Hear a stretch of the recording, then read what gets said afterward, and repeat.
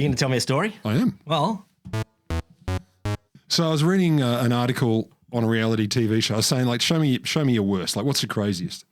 And there are many. And one of the first ones that came out was an article on a show called Born in the Wild, which I think I mentioned to you. uh-huh. It's a reality show in which couples choose to give birth in the remote outdoors. Just to test the language here. Yeah. I know that we, in the modern way, share pregnancy. You know, we can say we are pregnant. Get the whole family in the bath together. You know, but deep down, one person is pregnant. Yes. And deep down, the couple is not giving birth. No. The person, the child bearer is. The child bearer is giving the birth. The human with the child within their tum-tum. So, yeah, let's just keep going with that. So, but it says, couples chose. Okay. As you say, because, we are pregnant, etc. So allegedly they're a long way from modern trappings, particularly things like, a hospital, etc. And so the production company, Lifetime, their press release said, no inductions, no epidurals, just expectant mothers facing and giving birth in the arms of Mother Nature, capital M, capital N. I do like, 6 months later, everyone ended up in jail. Or dead. dead or jail. We ate the baby. So apparently there are many stories on this show.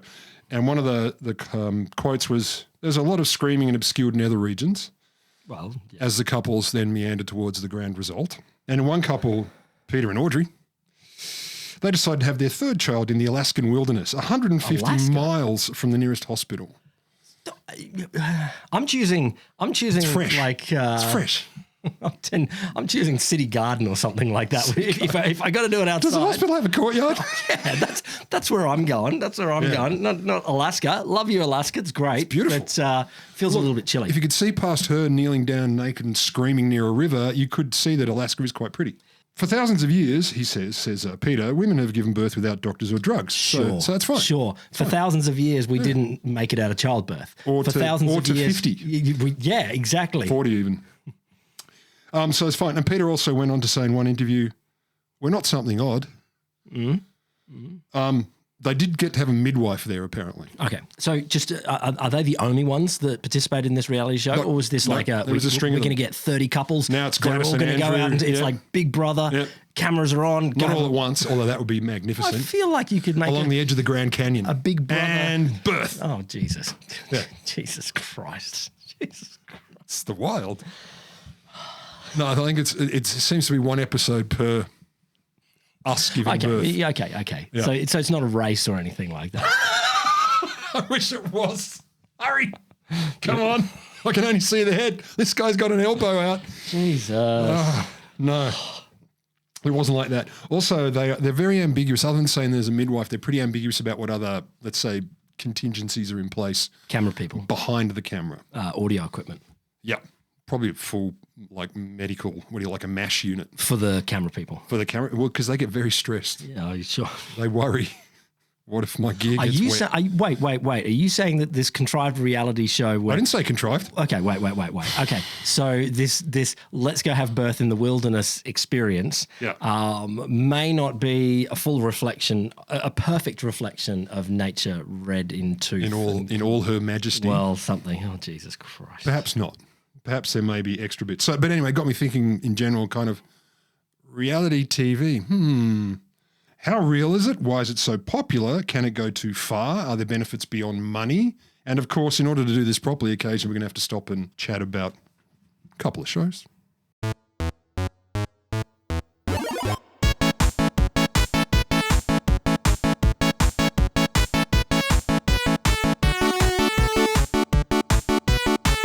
Welcome to the Wholesome Show, a podcast in which we knock off early. We're academics. We're academics. We knock off early, which we always do. Grab a beer. Or two. And dive down a rabbit hole. A rabbit hole. A rabbit hole of reality TV. What a rabbit hole. And there are rabbit holes within rabbit holes. Oh, my God. I'm Will Grant. I'm Rod Lamberts. And I was not born in the wild.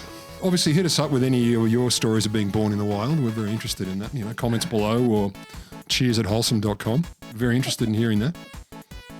Will's going to write his after this. Oh, my God. What lets this guy on the internet? Why is he allowed? Elon Musk allowed me. Oh, my God. Why is he allowed on the internet? You can find me on Truth Social. All right. So what do we mean? Let's talk about what we mean first. What is reality TV? And this is, of course, not a tiny question. Apparently, it began in 1948. What? America, candid camera. Okay. Which was originally candid microphone. Yeah, of course. And then it went to camera. And, there was candid newspaper. Yes, that's right. Candid papyrus scroll. Yeah, back in ancient Egypt, there was the scribes would sit behind you and write things out. Go and freak you out. So for those of you who are younger than heaps, that was hosted by Alan Funt, which is a great name. And basically they'd set up bizarre situations and then someone would freak people out in some way, often quite banal, but enough to make you go, that's weird. And then they'd say, smile, you're on candid camera. So generally, though, reality TV, it's pretty much generically, they're not usually actors unless it's like throw an actor in a dog pit with sharks. I've heard of it before. Yeah. Put them in situations that create drama, tension, mayhem, awkwardness, and or often competition. Then you record a buttload of footage and sort it out in post. Yeah. That's the rough gist. Quote from Forbes magazine, it's for people with the avid interest of seeing a very close-up and seemingly authentic view of people's lives. But of course, why trust Forbes when you can get Psychology Today, who talk about it as being an observational psychology class without lectures or exams. My favourite though, really, and this is actually a good definition, non-fiction but with a narrative arc. I think that's, it's a sociologist of such things, and it's true, like non-fiction narrative arc. But everything else it seems to be could be quite up for grabs, and there often seems to be a lot of blurring between documentary, docu-series, game show, reality TV, other, and MISC. So we're kind of in the area of they're not really actors, things might get random. So not actors. You see what plays out. Okay. More or less unscripted, although sometimes more, sometimes less. Are you a reality TV watcher? I've watched a couple. Well, I've watched a couple. Not for a while. I watched MasterChef when it first came out. You listeners, you're giving me a definition of reality TV, and you have seen one reality TV ever. I didn't inhale. Oh, Jesus. None of these are my definitions. Come on. This is a scholarly podcast. Oh, my God. No, I think I watched the first season or two of MasterChef, and I watched a Survivor or two in the early days, obviously because hot people on it, and the fighting. Getting skinny. What about you?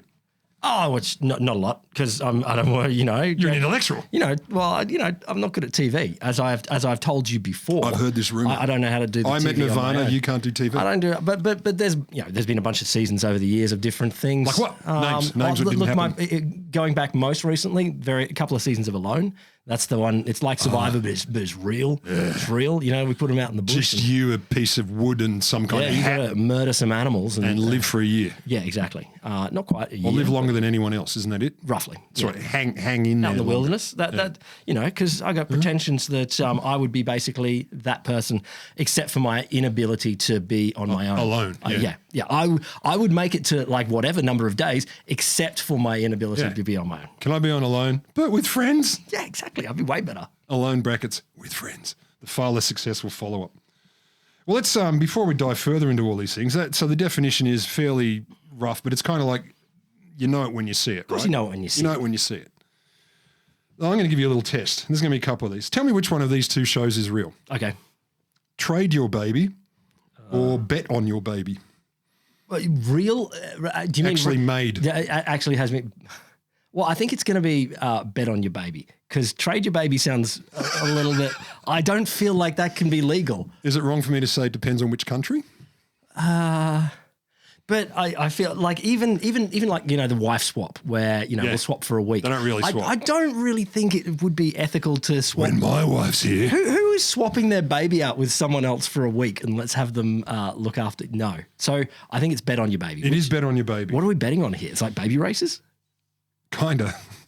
The premise is you get each episode, you got 5 families with a toddler between 2 and 3.5, so not a baby. Yeah, fuck off. This is Bet on Your Toddler. I know. It's a technical term here. They ran with alliteration because Bet on Your Toddler doesn't both start with B. Bet on Your Boddler doesn't make sense. Trade Your Toddler would have been okay. That's true. You need a word for compete. What's tabs on the toddler or try harder? Test the toddler? Try harder. Test the toddler. There you go. But really you're testing the parents. So you've got 5 families with a kid. And they play to see who can guess what their child will do under these certain scenarios so you can win money for their college fund. Okay. So it's ethical. Fucking college fund. So it's ethical. Yeah. Otherwise, your kid is going to become a glass eater on the corner of the street. Is this like we've put a sausage and a broccoli in front of them and guess which one they're going to eat? Like, kind of. Is this what it is? Well, there are 3 rounds. First round, right? So one member of the family, like one parent and the toddler, bugger off to the, what did they call it? The baby dome to perform a challenge. That was the prequel to Mad Max. Yeah, baby dome. Mad Max Thunderdome, Mad Max Baby Dome. Less stabbing. Yeah. Mostly. And so the other parent stays behind, has to decide, they have to choose what they think the toddler will do in this grueling challenge. Okay. The challenge includes things like how many times the kid might spin around or how many cookies they will stack before they eat one. Okay. Grueling shit. Yeah. But so you kind of go, okay, I reckon my kid will eat, we'll stack none and eat straight away, or 114. So that's pretty grueling. And whoever wins that, if the parents get it right, they get $5,000 for college. Wow. Second round. Yeah. Then both parents are shown a clip of a conversation between host and all the toddlers. They're talking about a secret word, a key word. And the host and the toddlers will discuss the word, but they won't say the word. So, nudge around it. Okay. And the families buzz in when they've worked out what the word is. And the first correct answer gets to go to the college round. Given that I haven't heard of this before, what country? America. America. Did anyone watch it? Because this doesn't sound great. Like, it got a couple of seasons at least, it seems. Betting There's if shots your on kid YouTube. says a weird word. There's YouTube shots. College round, the final round. Winning family is shown 10 piggy banks. Mm-hmm. Are we allowed to call them piggy banks anymore, or is that wrong? No, that's fine. They're not called like animal-shaped money receptacles? Calm down. Just Captain Cancel culture. Like, I'm so worried. I'm not cancelling no one, man. So anyway, each is holding a different value of money up to from 500 to 50,000. 50,000 is the college thing. And they're allowed to smash up to 4 piggy banks. And each time when they smash it, if it ain't $50,000, they can decide whether to keep the money or keep smashing. Yeah, like deal or no deal. Yeah, but with smashing. Yeah. And toddlers. And words like apothecary. And so basically the toddler smashes until who decides? Does the toddler decide or the parents? The toddler decide. Do you want $5,000 or smash another thing? Smash another thing. It really doesn't sound like great. How many toddlers wouldn't keep smashing? Well, you tell them not to and they stop. That's not part of the game. Would you like $5,000, a concept you don't really understand, or to smash something? Look, I'm just saying this doesn't make great TV. Anyway, that's one. Well, you did well. You picked the real one. Now, we're talking about how real reality TV is. Yeah. So there's a bunch of, stuff about this. So there was a Time magazine poll. Let's start with audiences. Time magazine poll, early 2000s. 30% of the respondents being asked many things about reality TV believed that they were basically real. They were reflecting the reality of the scenarios being depicted. So a third of Americans, roughly. 25% of them thought the programs were not real at all, like completely fake, none of it real. So this is the kind of gist of it. So scripted in its actors. Yeah, basically fully made up. But a lot of people suspect it's at least some way manipulated, which of course it fucking is, because can you imagine Survivor and they film them sleeping? Yeah, but it depends on what you mean by real. Like, I agree. Maybe everything is scripted. Everything is real, man. But so of course they edit. Of course they at least take out boring bits. The bits aren't key to the competition, the drama, whatever. But then of course editing might also involve rearranging the order of events. May or may not. It depends on the show and the attitude. So like, who knows what's going on also just off camera, like with Born in the Wild, maybe there's a helicopter fueled up and ready to run if the baby comes out sideways or something, or doesn't come out at all. But so they reckon the bigger issue for a lot of people is when people claim it's authentic and untouched. So it's not whether it's really real, it's whether people are bullshitting you. Like what? Like what's an example of that? Well, so there's one here. There's a book that was talked about in the LA Times. The new quiz show scandal, reality television. So, there were quiz show scandals in the 50s or 60s about people rigging. Like rigging it for a particular contestant to win. To win, because they had the right coloured hair or something, and they're like, I do like the idea of TV shows being that cynical about it all and going, no, we want this person to win for reasons. I love it. Everyone's going to hate this person. They should win because who's not going to watch? So in this article, LA Times, one of them, the comments is, through sources I cannot reveal, but would definitely not go to jail to protect either, I got hold of a 19-page, single-spaced, typed outline of an upcoming episode of Queer Eye for the Straight Guide, so the original Queer Eye. The early 2000s. Early 2000s, yeah. He said, every moment is planned in advance, including a few specific lines for the Straight Guide to deliver. And Bravo, the company that made it, said, Oh, that's not unusual for reality shows, Yeah, at least then. Okay, so they Scripted to hell. pretending to not be scripted Yep. and spontaneous, but actually is. At least in this case. So some shows also, they have screenwriters. The thing I worry about there, not worry, but if I'm a producer, getting the is there a term for this? The real person. So the straight guy in this scenario where the regular hosts come in and then there's the star of that episode, the Rube. The Rube, there you go. That's it, the Rube. The Rube. I wonder about their ability to deliver the lines on time, to convincingly look like they're actually, welcome to my house. I'm totally surprised to see the cameras turning up. Take 809, Sure. straight guy, try again. Why not try for spontaneous first, and then if it's fucked, run it again? Or not care, like if the guy goes, hi, welcome, no one's going to care. No, it's American TV. They need enthusiasm. So yeah, some of them have screenwriters to at least do a general storyline, etc. But they tend to call them things like story editors or segment producers. They don't tend to call them writers. But at what point are they doing this? Is it afterwards where they're choosing the bit of both? Story editing? No, sometimes before as well. Yeah. So the before is interesting. Yeah. And it's not untrue that they might do things like we'll set up a scenario and then kind of push play and watch what happens. Yeah. So the scenario's created, obviously, but then we see what they do in it. So, and of course, a Writers Guild person says, look, unscripted does not mean unwritten. Weasel words, but bottom line is, we're not telling them everything to say, but we are, scenario-izing. So, but which ones? I mean, it depends on which one it is. I mean, it does a lot, but there are so many. Like I said, rabbit holes within rabbit holes. I had no idea. Just in America, better yet, just in the English-speaking world, better yet beyond. Well, look, how many reality shows are hundreds, if not thousands. Like there are fucking shitloads. Jaw-dropping. And they started, we're talking going back to the 1940s originally. So there's that's to now, that's about 900 years worth of possible reality TV. There's a lot. Breather, let's have another test. Which one of these is real? Release the Hounds or Shark-Infested Daughters? Shark-infested daughters. That is, sadly, I wish there was shark-infested daughters, but I actually think I've seen Release the Hounds. Oh, you've seen it? I think I have. They're both. No, they're not. So Release the Hounds. The show begins with this disclaimer. The producers would like to thank the families of the participants. No dogs were harmed in the documentation of this event. Contestants then, there are many sources on this show. Contestants on Release the Hounds have to do, quote, a bunch of cooked challenges that leave them fragile as shit. Okay, so this is just in the youthful in the parts. build up, but in the pre-Release the Hounds, and then basically the things they got to do is like they dig up a grave which has a maggot-infested corpse, and it's hard to tell if that's definitely a corpse or not. It's not. It is maggots though, but it's gross. It's still gross. I don't know. It's gross.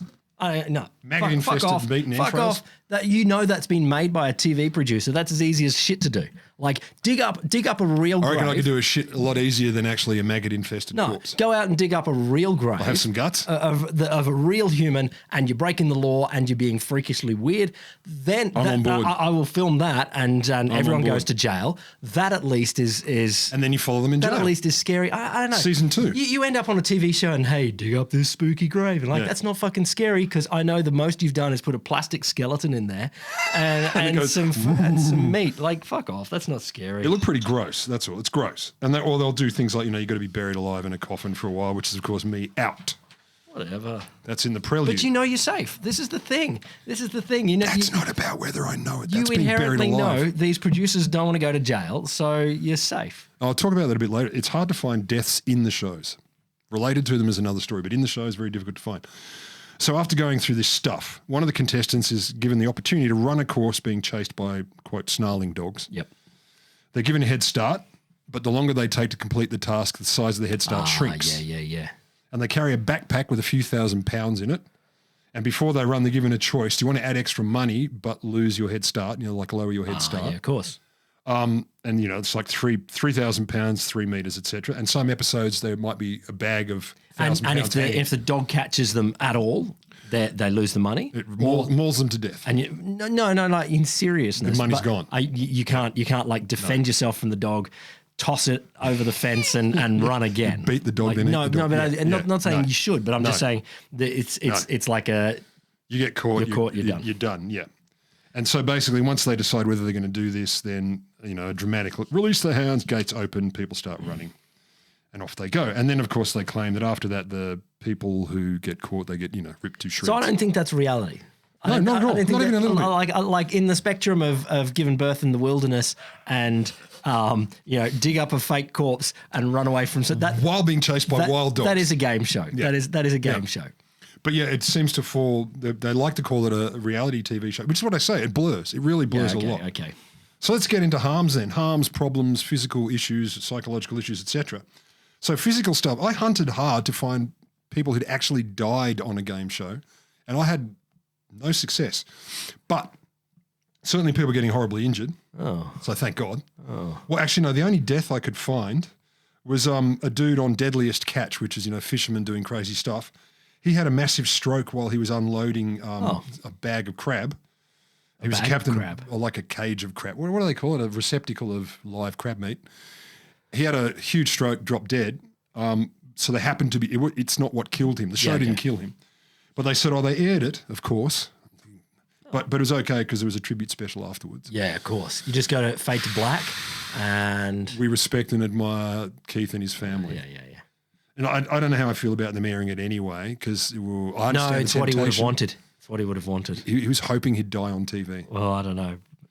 But there's heaps, but another one I like. I've never heard of this one. It's called Splash, where some dude, American, I assume, famous diving guy, tries to teach celebrities how to do spectacular dives into water. Oh. So one apparently did this and got a horrifying blood clot in his lung and was left, in intensive care. Oh. A couple of others, only one I'd heard of, Nicole Eggert, who was, a Baywatch girl, etc. They were left with apparently shocking bruises and stuff, contusions all over their bodies from... This is where you don't laugh. This is where you go, ooh, ouch. They chose. He's a monster. They signed up. He's a monster. I'm a celebrity. Sure, I'm going to dive into water in a dumb way that I've never done before because water's not at all like concrete. Unprotected by any ethical company. Oh, we'll get to ethics. Yeah, of course I'm laughing because I think, God, your poor career must have been really squeaking along. We're going to get you to jump in some kind of weird pike fashion with a half twist from a 10-meter diving board, and you've never done it before. Yeah, but the cameras will be rolling. But this goes back to the feeling like the TV is protecting you, and I think they're protecting you from digging up a live grave because they don't have the guts to actually descend into go and dig up an actual grave, and so they're going to make a little fake scenario, and who cares? Yeah. But they're also going to be incompetent, and they're not going to be able to set you up in a proper diving scenario. Well, they're competent enough to injure people. So, give them that. Of course, a lot of this stuff is mental health matters. And I mean, I'll flag it up front. Jesus, there seem to be a lot of suicides particularly among contestants who've done so after I've heard. being competitors. There seems to be a shitload of that. I'm not going to dive into details because we don't need to know that, but there's a lot. Yeah, I've heard. Yeah. Particularly not particularly, but some of the very celebrity oriented ones, sort of like we're going to watch you, Big Brother style, for ages, putting a lot of pressure on people. Yeah, and I mean, look, we are deep up in our elbows in shame culture, and this is just asking to be shamed in front of bajillions of people, and so that's a bit rough to say the least. But there's some psychologists who've linked higher narcissism in individuals who are particularly and regularly exposed to reality TV folk who are very narcissistic as well. Another one, General Time magazine did a huge report on this stuff, sort of 2010s-ish or a bit early teens. Reality shows, they say, or they summarize, exacerbate body anxiety, increase physical aggression, and mess with our expectations for romantic relationships. Oh. And I think that's fair. If you're really a huge absorber of, these dating shows and in their myriad variations. You're going to expect to give birth in the wild. Yeah, or you're going to expect your first date, you turn up naked because that's what they did in dating nude. You're like, is this wrong? Or if you're successful in a date, you'll get the rose or not get the rose. In this book, Reality Bites Back, The Troubling Truth About Guilty Pleasures Television, the author goes to say, reality programming has the power to influence our notions of normalcy versus difference, convince us that certain behaviours are innate for different groups of people, and present culturally constructed norms of gender, race, class, sexuality, etc. Wait, are they arguing that TV might be an influence on culture? And so I know. So this desire to show a certain slice or way may have an effect. Oh, okay. I know. And they say, look, shows are often edited to reinforce stereotypes: vapid blonde, angry black person, sassy gay man, docu-soaps thriving on the idea that women are vain little gossips. But just go on the edited thing there. How much is it editing versus... Those people actually are. No, not those people actually are, but I suspect I have heard before that people will also play up to a role. Like once they might be seen in a certain way, then they will turn up that element of themselves that may be lingering or may not be there, but turning it up, it's a performance thing. Absolutely. And also now that reality TV is so entrenched in popular mindsets and cultures, people go on reality TV because they're hoping it might make them famous for beyond the show. Many, sure. So of course you're going to play up whatever your thing is, monster, babe, idiot, whatever it may be. They also suggest that often people with disabilities are treated like freak shows, freak show fodder. Oh. Not untrue. Actually, that's one of the reality TV shows I've often watched compulsively in the past. My 600-Pound Life. Humongously medical, well, less game show type thing. Entirely less game show. But particularly because I'm just amazed at what the human body can do. Yeah. And these enormous people. Are you saying that there's a direct line between freak shows of 100 years ago and these shows now? I reckon it's not unreasonable to suggest that in some cases. Absolutely. I mean, there's no way. Like, I'm not proud of watching My 600-Pound Life, but I am fascinated. I'm like, it's amazing a human body can get to be that shape and size. Look at you. You're being very scientific about this. I am. I'm trying to be a decent human. What is following someone with a camera versus reality TV? Are they different? And arguably, it's difficult to say. I mean, the lines do blur. The lines definitely blur. Like, why is Jeopardy a game show? Yep. And what is it? Bash My Toddler for Money, not a game show. Why is that a reality TV? You're shaking your head because you don't know either? I'm shaking my head for something. I'm shaking my head for something. Well, look, maybe you could say in a docuseries, in some sense, the point of documentaries might not know what's going to happen in advance. Like you don't know the story, theory, so you're capturing things. Yep. Whereas you can imagine a more reality show is like, okay, we've got a good idea of the sorts of arcs that are going to happen here. Well, so and that's a good point. So My 600-Pound Life, every time the arc is very large people, like dangerously large and disabled from their size. Always, it's partially produced, I think, by this bariatric surgeon dude. Yep. Strange little sort of gremlin of a bloke who was always... Why don't we make a show about a gremlin? We could. Anyway. I think they have. It's cool.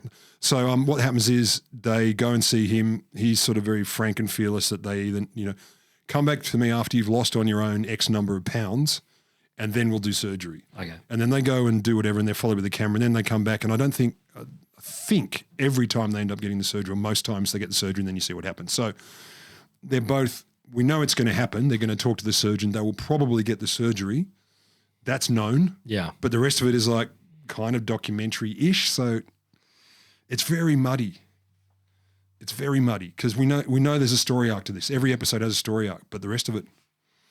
There's also unexpected things that I think are interesting. I mean, I want to talk about ethics and consent just in a tick, but here's one I didn't expect, and it came from an educational and academic source. The notion of non-disclosure agreements and the effect it's had on cultural and creative industries was covered 2020 in a journal that I won't get into, but you can find it in the show notes. And they were saying, in this paper, I present non-disclosure agreements as a mechanism used in reality television and throughout society, no less, for powerful wealthy interests to silence subordinates. And they studied The Voice, this American show, as their case study. They're not saying it's particularly egregious. It's one of the many. Demonstrates how the show conceals precarious and exploitative labour practices. And there are a bunch of stories about NDAs and how serious they can be. Give me The Voice. So people, they go on as a contestant, they sing badly or not bad or well, and they're not allowed to talk about their experience unless... Yeah, how the judging actually works, et cetera, et cetera. Like, think behind the scenes must be completely off bounds. And the kind of numbers they're talking are things like, $500,000 US penalties for every instance in which they disclose information about the show's business practices. So the penalties are enormous. And an instance is wildly... But clearly the show itself is saying, we control the narrative here. You're not allowed to go out 100%. There and either film yourself and put it on Instagram or something like that, or talk about this to anyone else. You're not allowed to have any input on the narrative. You can reveal nothing that we don't reveal ourselves through the show. So NDAs became something that people were focusing even more on. An argument is, they're really exemplified here in reality TV shows, at least in the US, which is kind of interesting. But I mean, we've got to obviously touch on ethics and consent. And I used to joke around in the early days of studying psych. I was like, I don't want to become an academic. I want to go and work for McDonald's or a reality TV show because there's no ethics committees. So we can fuck with people however we want. Yeah. I didn't end up doing that. Good. Because I'm actually a moral man. Are you? As you pointed out, I'm just a big talking chicken. I don't want to hurt anyone. Yeah, okay. So the one that I think is really interesting, the early days of reality TV were obviously pretty Wild West. There's a Japanese one, 1998. So as an aspiring comedian, a guy called Tomoaki Hamatsu, or his nickname was Nasubi, which means eggplant, because apparently he has a long face, not purple, and he's not good in Masaka. Nasubi. So he auditioned for this show in 98 called Susunu Denpa Shonen. And there were no contracts, nothing, just a bunch of personalities, and let's throw him in and let's see what happens. So he gets on to do his audition, and he's described as short hair, wide-eyed, and near blinding smile. Oh. He won the audition. Okay, what did he have to do? So I don't know what his audition was, but here's what he got for winning the audition. He didn't know it was coming. Like, they didn't tell him. It's just like, you won, you're in. You're in the show. It's on. Okay. It's on. So he's blindfolded, taken straight from the audition to a studio apartment in Tokyo. It had nothing in it but a camera, a table, a radio, a phone, and a cushion with a bunch of magazines. Oh. They don't specify the magazines. He's ordered to strip naked. So that's the setup. You're interested. No, I mean... You're interested. I mean, yes. Yeah, you are. But you are. You hate yourself, but you're interested. I don't hate myself. What? No. So his job, he had to obtain everything he needed, clothes, food, entertainment, anything, via magazine sweepstakes contests. Actually, I like the idea of you've got to enter all... Okay, that's so weird. And it stopped when he won the equivalent of 1 million yen, so 8,000 US, it seems, at the time. So the producer says, look, he made up a lot of... There's a whole documentary about this show with this guy now, 25 years later, called The Contestant. So apparently the producer, once they set up the premise, made up a lot of shit as he went along. And he said, if you drop anyone into any situation, give them a task and then capture it on camera, actually all humans are entertaining. Boy, is entertaining a strong word there. I can believe, like, I'm sure there is some good content there. It's probably took a lot of hours of footage to get. Who's sitting around though? Who's sitting around though going, you're reading a magazine, you're going, oh, there's a magazine sweepstakes. You know what would be great? Let's survive off it. Let's make a naked dude sit in a room and survive off magazine sweepstakes. Like who? I mean, there's also there is the bit where you go, why did he have to be naked? Like, because he had to start from scratch. But he's not. He's got a cushion. It's like he was born in the wild. He had a cushion. He did have a cushion. And magazines. So he ended up being naked through the whole series because he never won clothes he could actually wear. So the producers would put in an eggplant image over his ding-dong. Oh, Jesus. And someone tried to claim that's where the eggplant emoji looking like a dick came from. It's like, no, it just looks like a dick, dude. But anyway, he said at the end, after he'd been through this stuff and he was being interviewed later, he said, there was a big hole in my heart because humans could be so cruel just in order to make an interesting, popular program. To get the popularity, it looks like a comedy, but people don't understand the hardship and all the struggle I went through within the show, that what was really going on wasn't shown. It ran for 15 months. He was in that room for 15 months. And he never won any clothes. None he could wear. So he probably won, like, this is a baby's hat and here's a pair of mittens. It's like... What year was this? 98. Oh, man. So ethics and consent, like... And this is a great example of, I don't know, neither. Well, no, he must have consented in some way. Did anyone get in trouble for this? I don't think so. Because arguably, he agreed. So ethics and consent, I think they're an issue.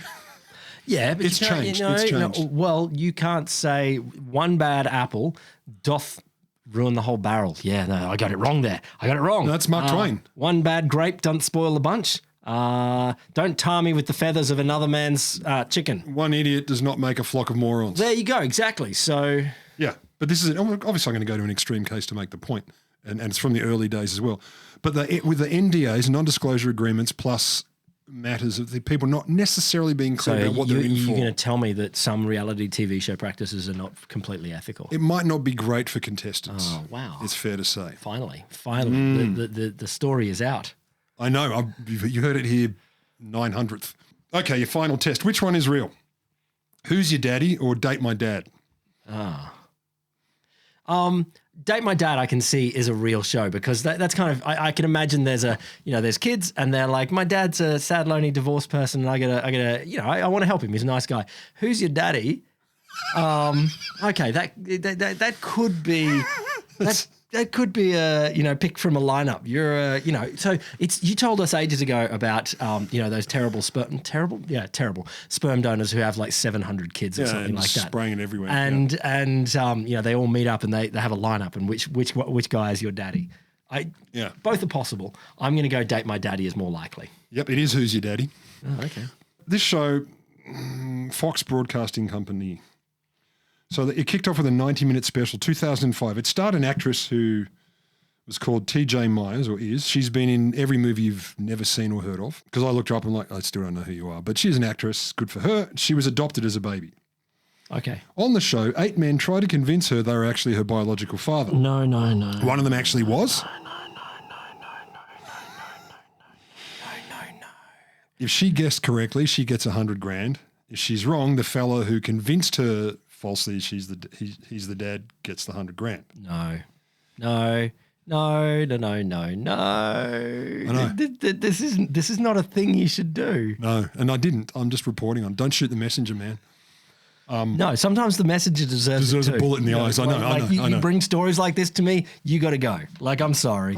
I do it because I care about your worldly education. Which of these scumbags go, oh yeah, okay, I'll happily convince someone. Totally bagged your mum. I'm their father when I'm not. I think she got it wrong, but she still ended up getting to meet her real dad. Well, good. The show's not a hit. It seems like they do maybe 4 or 5 more episodes, and they aired on some version of Fox, and then that was the end of that. You only got one wrong. You got 2 out of 3. You'd be good at this. So what was the title? Who's Your Daddy? Who's Your Daddy? Who's Your Daddy? No, it's a good title. No, that is the right title for that. Because it could mean a lot of things. No, but it's a phrase from popular culture. Have you heard? Have you heard? It's a thing that people say. And so it might resonate when you say, who's your daddy? And you go, oh, we can make a whole show about that. We can find people who don't know who their daddy is. Yeah. And surprise them on national TV for money. Horrible. The thing I like most about Who's Your Daddy is years ago, Triple J comedian Dave Callan? He was saying, ask people what's their famous their favorite Arnold Schwarzenegger quote. Oh, okay. And he goes, mine's like in a movie or in a movie, Arnold in a movie. And he's like, mine is, who's your daddy and what does he do, from Kindergarten Cop? And I thought that's gold. Because no one thinks Kindergarten Cop. No, there's some good lines in Kindergarten Cop. Who's your daddy? What does he do? So snobbery and myths around reality TV. Apparently there's a rank of what's valid and, better television, better acting, etc. And so reality producers... Who's doing this ranking? Well, one is yes, it is the UN. It was Boutros Boutros-Ghali. Yeah, of course. And he said pandemics, water, clean water accessibility, sanitation, and reality TV. No, I meant a proper UN within rankings. What is the best style of reality TV? Yeah, the UN department for reality TV. They did this. They did this. And they interviewed at least these 2 people. So a writer from The Simpsons who summed it up as reality shows people who aren't actors working with people who aren't writers in an amateur production of nothing. They're biased. They're working for the enemy. George Clooney. Again, working for the enemy. He's on TV. Scripted. He said, theatre actors look down on film actors who look down on TV actors. Thank God for reality shows or we wouldn't have anybody to look down on. Oh, George, you used to have my vote for president, but now... It's fair. But yeah, there's a hierarchy of what professional folk think of such shows and the people who pilot them. But shame is the interesting one, the shame of the viewers. So this is an Australian little survey from 2019. And the headline, I think it was in the ABC, I caught the survey, but they didn't run it. Aussies love-hate relationship with reality TV. Mm. So Australians who say they watch reality TV dating shows, and these are particularly the popular ones at the moment or recently, 66% say they watch them. 34% watch it but lie about it. 74% say they lie because they're ashamed. 2/3 leave the room to watch it alone because they don't want their partner knowing, or Really? or their housemates or whatever. Really, they're like covering up their iPad when they're. Yeah, I'm just going to watch it under a blanket. Oh, that's cool. That's cool. 38%, they say they feel fear of missing out if they don't watch shows like, and the one that really stands out is Married at First Sight. Yeah, that's big. Maths is huge. I've seen Maths. I've seen the tweets about maths. It's the same thing. I've watched the whole season. I remember thinking, it's just hard work. My problem with most reality TV like that, my wife's a big fan. Like I watch any brain damaged sci-fi out there and she watches any brain damaged reality TV. My biggest problem with things like Maths and the Housewives and stuff is they're just angry people that I would never want to meet or hang out with, particularly the Housewives ones. I'm like, you just all seem to suck. I don't want to know anything about you. You're horrible. You act badly. You whinge about things that don't matter. And that's coming from me. Breaks my brain. But anyway, so there's a lot of shame about this sort of thing. People lie about The Bachelor Australia. That's 39% watch it but lie. No, they're all saying I'm watching Highbrow. I'm watching Auntie. I'm watching The Bear, or I'm watching Four Corners, just the news, or just the news. Catching up on some old black and white news. I'm going through from the 50s onwards. I'm watching Walter Cronkite. Who's this Menzies Yes, fellow? I might.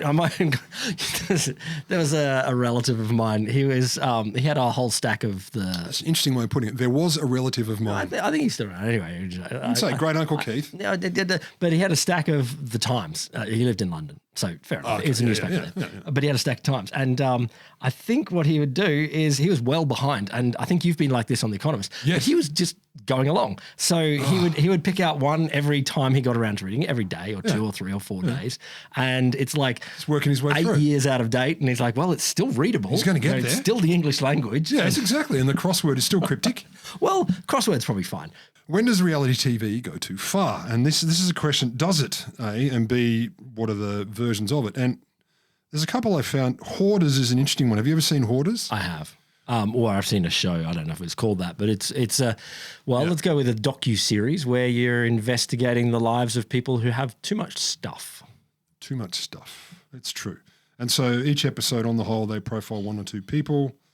They have a psychiatrist or a psychologist, they have a professional organizer, and also quite often, I think all the time, and quote, extreme cleaning specialist. Yeah. Because these houses are not, my goodness, you have a lot of shoes. They are, you have to actually, but not on these shows, you have to open the door and climb in over the top of a floor you can't see covered in stuff. So, I mean, I guess here is the defense that these shows can be a window into different parts of the world and how people live. And look, they're pretty, this one seems to at least try to help these folk who are living in, at times, quite extreme situations. And they will often follow up, so they help them out with, as I say, cleaners and organisers and psychologists, and they follow up to see how they're going. So I typed in, look, tell me some of the extreme episodes. So season 6, episode 4 came out often on top as the most extreme. Okay. A woman called Shanna, who basically saved everything, including her own feces. She'd put in bags or receptacles and keep it. And as they put it, she also ate it. But what goes on to say was, the quote is, she had no problem living in extremely unsanitary conditions and eating food that she knew was contaminated with her own waste. And when the crew said, what's going on here? She said, well, what difference does it make? Now, that's a fascinatingly extreme way of living, but is that too far? That's too far. Should that be on TV? No, that shouldn't. Is that entertainment? No, that should not be. That's one of the ones where you go, that's like where, a contestant dies in your show, and you go, well, we don't put that on air. I get if something not to do with the show, and you can get tribute, but if you don't put things on air that are well beyond the realm of plausible. Like I understand that most hoarders probably have places where they could be helped by wider society, for sure. But clearly, this person is well beyond that. This isn't I keep too many things. No. And I think there's a chunk where you can very easily say, no, that you filmed it, fine. Okay, you went in thinking it was one thing. You get there and it's a different thing. You don't have to air that. That is not no. I'm sorry. That is the wrong choice. This person should not be on TV. I agree. I think it's too far. But here are 2 questions then. 1, but she consented. Fuck off. I know. 2, would people watch? Of course they will. Yeah, and here's the shame watch. But I'm sorry, she consented? No, she didn't. Does she have full ability to consent here? I don't know, but yeah, it's a question that should be asked. I agree. I'll give you one other one. Some people can't provide full consent, and there is a huge debate, argument, literature, etc., about how you tell them what that looks like. But I think even beyond that, I think yes, they did provide consent. And I'm sorry, producers, you spent $50,000 of videographer and whatever. Anyway, get rid of it. You go, sorry, that sucks, but we're not broadcasting that. No. Fuck you, scum, broadcasting that. How about Intervention? 2005, it started on A&E, that channel that is in America. Accident and Emergency? Yeah, it's something else, like Adventure in Elephants or something. I can't remember what A&E stands for, but it had it used to have the modern jousters, which is awesome. Like dudes who... Oh, yeah. That was cool as hell. No, it's not. Fucking awesome. No, you watched 5 minutes and you go, I've seen it all. That is no, different dudes. Literally all I need to see of jousting. But you don't like sport. All I need to see of jousting. But you don't like sport. And jousting of the sports is a shit sport. Like it is, I'm sorry. I'd rather watch jousting than golf. Why are we comparing these things? I just think jousting, fucking jousting. So good. Anyway, A&E. So they followed people who were dependent and or addicted to drugs or alcohol. They are documented, so filmed, knowing that they're probably going to go into an intervention, or they are going to go into intervention with family and friends. During the intervention, loved ones give the addict an ultimatum: go to an inpatient drug rehabilitation program immediately, or else risk losing contact, income, or other privileges. And then the show follows up on the recovery for an episode or two, either for TV or for webs, etc. These are people who are addicts, who are given an ultimatum by their friends, family, and loved ones on television. So I'm not going to be as hostile to this. I mean, in the sense that I have seen very revealing. This is where one uses the term documentary. Investigations of people's lives who are suffering through the middle of a strong addiction, whether it's alcohol or anything else. And no, but those are absolutely important for us as a society to know, to understand.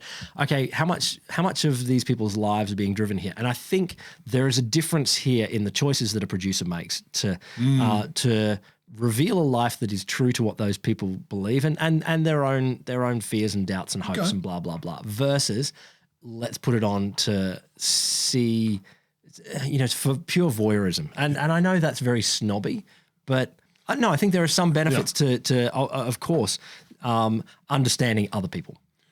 There are, and that's something we'll get to as we close out. But I'm not comfortable with either of those. I'd more likely watch Hoarders than Intervention, because Hoarders is just so bizarre, and Intervention is just like... Hoarders in general is interesting because I just think that one episode sounds like it went too far. Yeah. I think the whole concept of the family doing the intervention, okay, that's cheap.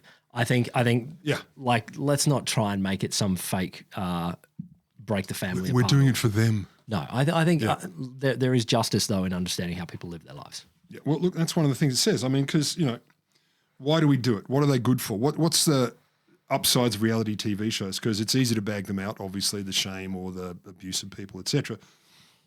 So there are different arguments that wander around. Some are talking about, they cause us to reflect, ponder, what do we do in similar situations? Pondering questions of self-interest versus self-sacrifice. That's often common in these shows. There's some great sources, let's call it. American College of Education. Reality shows can have a deeper intention, such as becoming a teaching tool. You probably didn't know that. Mm-hmm. Shows such as Shark Tank or House Hunters. Are you aware of these two? I am, I think. Yeah. Shark Tank is, I want to make a hat that has a propeller on it. Is anyone going to give me money? Yeah. And House Hunters is people hunting houses. Yep. Feral houses, though, never domestic ones. Yeah. And they say it reflects real work situations that can be used as a strategy to improve the pedagogical approach with different teaching styles. Maybe. Meaning? By watching shows like that, you might learn stuff. It's true.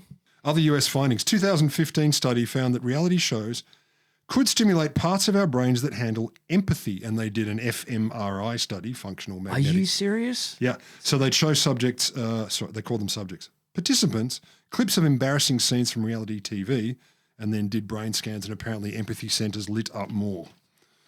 So that's good. Okay, so you'll be more empathetic when you watch someone's pants fall down. but compared with what? Like are they other non-reality TV? Oh, here's you watching a bowl of cornflakes sit there. Oh, I feel for that bowl. No empathy because it knows it's going to be eaten. Okay. I need more details on that. But I'm going to give you a better study. Okay. By Girl Scout Research Institute.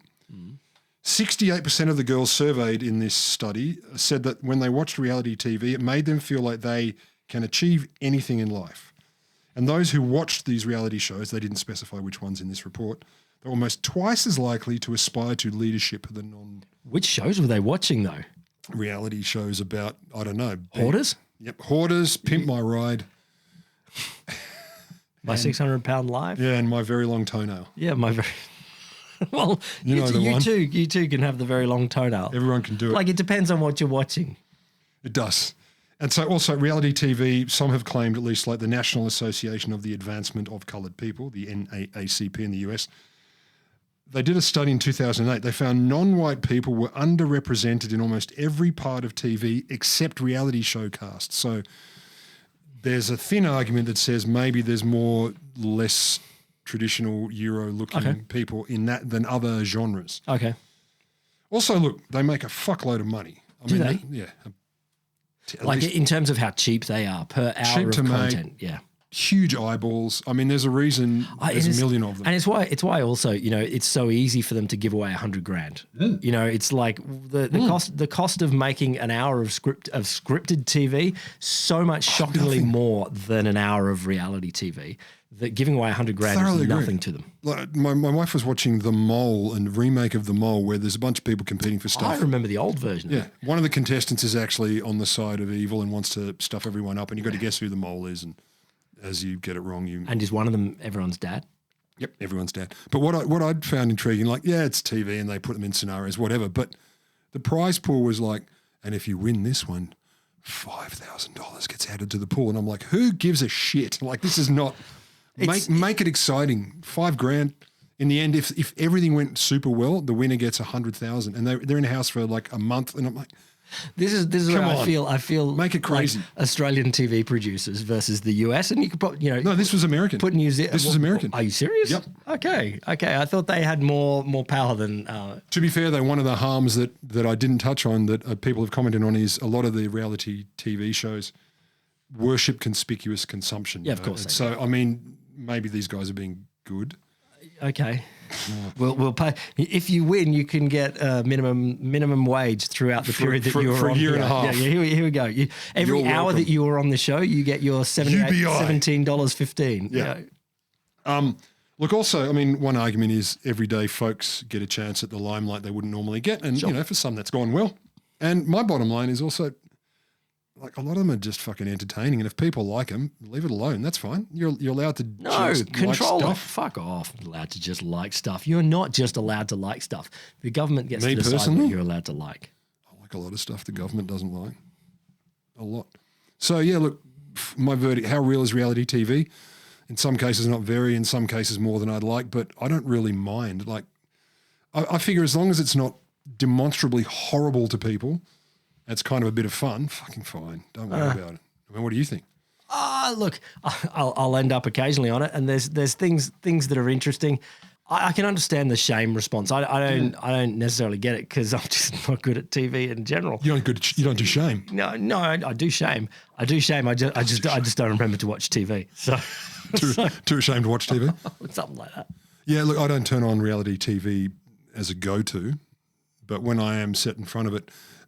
I don't know if I'm angry quite often with I don't like the characters in most of the shows, or I'm angry with the fact that I want to know what happens next. You got to chill out, man. What else have you been thinking about? Well, I saw an article. Therapists warned that taking magic mushrooms for treatment can lead to unwanted romantic feelings. Unwanted? Yeah, like if you get loaded with your therapist, you do your psilocybins, and then you think, how about a little bit of a rummage in the undies as well? That's which is not necessarily romantic. Can be though. Yeah. You've never had a romantic rummage in the onion? I mean, No, I have, but I think You have? I think the point I'll need here, names. I think the point here is you might actually feel the love, not just the lust. What's the difference? Jesus. So anyway, I'm curious about the whole. We hear about this, therapists, psychologists, psychiatrists, whatever, should never have intercourse with their patients and blah blah blah. Are you blah. going to argue there should be a time? I'm arguing. No, I'm just curious about like how far do these stories go? What are common variations? Are there more likely ways in which this stuff goes wrong? More likely particular kinds of therapists, etc. I just want to read lewd and salacious papers. Look, I hate to tell you. How am I going to find out? I hate to tell you that there are news stories where these people go to jail. Don't have to be bad. They get struck off. I want to find the good ones. No, there aren't good ones. I want the love ones. If there's a story, they aren't the good ones. Like the school teacher who said, look, yeah, there's a 14-year difference. Not the good ones. But we ended up loving each other. Not the good ones. Jesus. Don't any of them go well? No. Well, that's just what I was thinking about. I don't want to tell you anymore. Jesus. Oh, okay. I got one from listener Alex. He's got obviously a bit of a, how's this all going to end? Doomsday fetish. Maybe he's reading that article the other day in the New York Times about the fetish for panic rooms. But what's the most likely apocalypse? I told you. AI, nuclear, environmental, catastrophic, virus. No, I'm afraid it's water. It's failure of governance. Paperwork. Yeah, it's paperwork. Too little or too much? It is both. It's both. It's the wrong paperwork. Our problem is we have both too much and too little form. What else you got? Well, this is a bit specific, but the thing came to my attention because it's been revisited. A 1986 Newsweek cover had this piece called "Is It Too Late for Prince Charming?" Ooh. And it was covering a study. Hate to say it, but Prince Charming, he's looking for the ladies in the 20s to the 30s. But this one was referring to a study done by, I think it was a Yale and another Ivy League university person, where they did a bunch of questionnaire stuff, and they said things like 30-year-old white college-educated single women had only a 20% chance of finding husbands. Mm-hmm. At the age of 40, the probability of finding a husband fell to 2.6%. And something that has come up in popular culture, movies, etc., single 40-year-old women were more likely to be killed by a terrorist than find a mate. Oh, well, fuck them. Like, no. I mean, as in, fuck the people doing these studies and leave these women alone and allow them to decide what the studies that are relevant here. Just get fucked. But so in the spirit of inquiry, I'm curious to know exactly what that study looked like and also how the debunking has gone. Can we do a little bit of study with these people and say, do you want to be studied by these people? Or like, are you too spinstery or not? How do you feel about that? I noticed you don't have a man with you. I noticed you. Fuck me. They're like.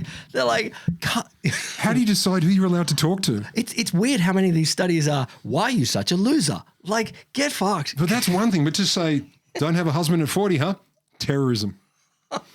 Just it's fucking wild. Like, no, you're not going to get married, but you are going to get murdered by a terrorist. Like, what the fuck are you talking about? So I ended up, this actually, this reminded me, thanks to your discussion of reality TV, and I do wonder if this ever happened. Yeah. But I ended up in a weird page. Who tricked you into it? No. This is just a Wikipedia page. This was the one that was describing the first full sexual encounter in a Soviet movie. Actual like genital on genital. Yeah, I haven't seen it. I haven't seen it. Let me pushkin you. Something like that. So Glasnost. With my Wadwalika. Glasnost and Perestroika with the reforms of... Which one's male and which one's female? I don't know. You put your Glasnost in your Perestroika. But these were the reforms that Mikhail Gorbachev brought in the 80s. Uh-huh. And amongst them, there was a widening of the things that you could put on Soviet TV. And so... Thank you for that. I know, right? And so... We won't widen. And so there is... And, of course, it's a tragedy. You don't seem very sad. Like this first full sex scene in Soviet TV. She like all sex scenes in America in the 70s and 80s. And very hairy.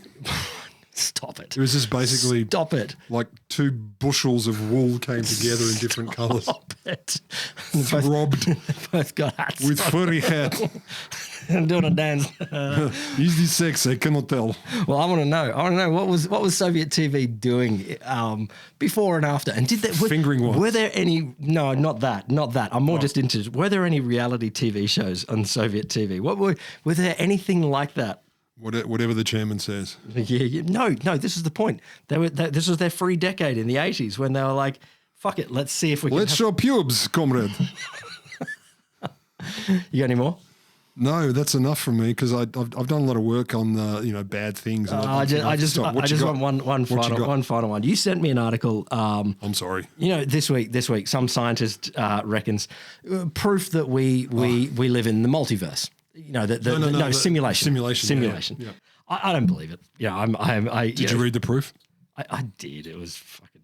If anyone's going to know, it's a poli-sci major. I can count. You can count. That's true. I can count. Look. No, I'm not actually talking about the simulation right now, but it did strike a thought for me that there is. I think other people have mentioned this before. The theory of the multiverse and the simulation that perhaps this universe is not the only universe, that there are other universes, or perhaps there are other timelines, but there is a way of approaching the timeline that it kind of resonates, and it resonates with the fact that Donald Trump will become president again. Oh, he will. It is that a lot of people are saying we live in the dumbest timeline. Like at any moment where there is the decision point, where it's like sliding doors and there is smart choice and the dumb choice. We're in the dumb one. And I'm like, don't even offer us the option. You know which way we're going to go.